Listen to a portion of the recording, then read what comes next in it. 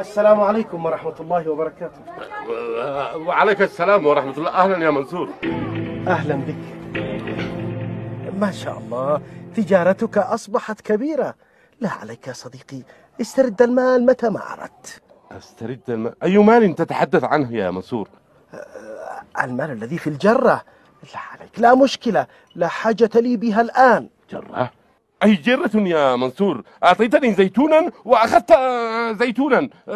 أي مال تتحدث عنه؟ يا صديقي يا صديقي، في الجرة 1000 قطعة ذهبية، اتق الله. ما هذا الهراء؟